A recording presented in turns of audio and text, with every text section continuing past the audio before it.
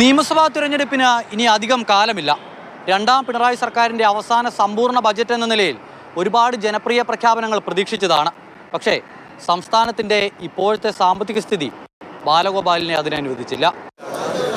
ഭൂനികുതിയിൽ കുത്തനെ വർധനവ് പ്രഖ്യാപിച്ചുകൊണ്ടായിരുന്നു ധനമന്ത്രിയുടെ ആദ്യ പ്രഹരം. ഭൂനികുതി 50% ഉയർത്തുമെന്നും ഇതിലൂടെ 100 കോടിയുടെ അധിക വരുമാനം സർക്കാർ പ്രതീക്ഷിക്കുന്നുവെന്നും ധനമന്ത്രി. ഭൂമിയിൽ നിന്ന് സർക്കാരിന് ലഭിക്കേണ്ട വരുമാനം മെച്ചപ്പെടുത്തുന്നതായി നിലവിലുള്ള നികുതി സ്ലാബുകളുടെ നിരക്കുകൾ 50% വർദ്ധിപ്പിക്കുന്നതാണ്. പെട്രോൾ ഡീസൽ വില വർധനവും പേടിച്ച് ഇലക്ട്രിക് വാഹനം വാങ്ങാമെന്ന് വിചാരിച്ചിരുന്നവർക്കും തിരിച്ചടിയാണ് ഈ ബജറ്റ്.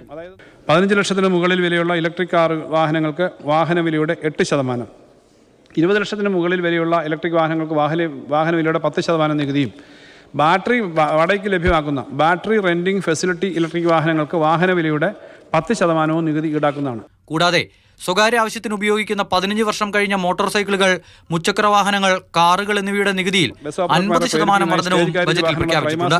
സ്വകാര്യ വാഹനങ്ങളുടെ നികുതി ഇനത്തിൽ സർക്കാരിന് 110 കോടി രൂപയാണ് ലഭിക്കുക. ഇതുവഴി ഒരു വർഷം 55 കോടി രൂപയുടെ നികുതി വരുമാനം ഉണ്ടാവും. ഇനി കോടതി കയറുമ്പോഴും കേസ് കീറും. കുടുംബ കോടതിയിലെ വ്യവഹാരങ്ങൾക്കടക്കം ഫീസ് വർദ്ധിപ്പിച്ചിട്ടുണ്ട്. ജാമ്യമെടുക്കലും കടുപ്പമാകും.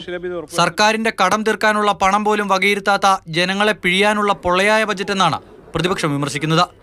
പൊള്ളയായ ഒരു ബജറ്റാണ്. കഴിഞ്ഞ പ്രാവശ്യം പ്ലാനിൽ അലോക്കേറ്റ് ചെയ്ത പൈസ ഗൗരവമായി വെട്ടിക്കുറഞ്ഞു. ആ കടബാധ്യത പോലും തീർക്കാനുള്ള അലോക്കേഷൻ ഈ വർഷത്തെ ബജറ്റിലില്ല.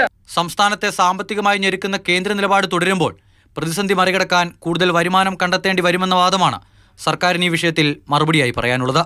നിയമസഭയിൽ നിന്നും അമൽ തേനംപറമ്പിൽ, മാതൃഭൂമി ന്യൂസ്.